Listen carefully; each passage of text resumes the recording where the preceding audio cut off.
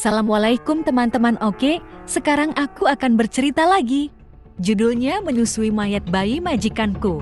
Oke, sebelum lanjut bercerita, boleh teman-teman kasih saran tentang video ini? Apakah harus sambil menelusuri tempat angker? Oke, kita mulai bercerita. Tangan wanita itu bergetar saat menggendong jasad bayi yang telah meninggal 6 jam yang lalu. Tidak ada jawaban dari bibirnya, yang ada hanya wajah tegang, menahan tangis dan air mata. Di hadapannya, ada sebuah kontrak tertulis bahwa apapun yang terjadi dia akan tetap menyusui bayi yang ada di gendongannya itu. Wanita itu mengeluarkan ASI-nya dan mulai memasukkannya ke dalam bibir pucat yang sudah tak bergerak sama sekali itu. Jantungnya berdegup kencang dengan bibir gemetar merasakan ujung putingnya mengenai bibir dingin mayat bayi itu. Dadanya naik turun, merasa gemetar bukan kepalang. Hingga sesaat kemudian, dia merasakan sebuah tarikan di payudaranya yang membuat dia segera menoleh. Arke! Bayi itu dia lemparkan saat matanya yang menghitam terbuka, bibirnya yang pucat kebiruan mengencuk putingnya dengan begitu kencangnya. Plahak! Satu tamparan mendarat di pipinya saat dia melemparkan mayat bayi itu ke lantai. Tamparan yang diberikan oleh majikannya. "Jangan main-main, kamu, Arini!" teriak majikannya murka. Arini hanya bisa terdiam dengan seluruh tubuh gemetar hebat.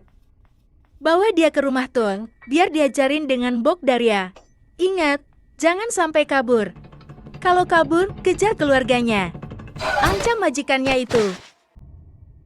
Arini hanya bisa bungkam dengan akor mata melirik majikannya yang berjalan keluar ruangan. Sesaat kemudian, matanya menatap ke arah mayat bayi yang tergeletak di lantai itu. Bayi itu menutup matanya, tak sengeri yang dia lihat sebelumnya. Singkat cerita, Arini dibawa ke suatu tempat.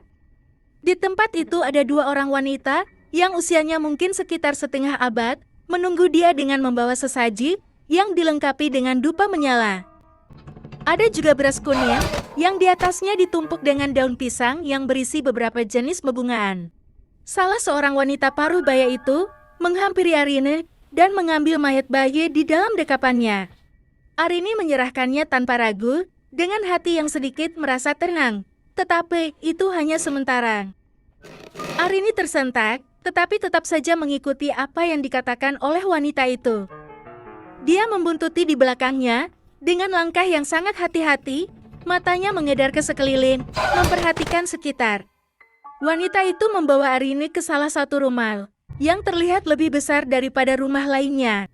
Berdinding papan, rumah itu dipenuhi bunga hias yang bergantungan di terasnya.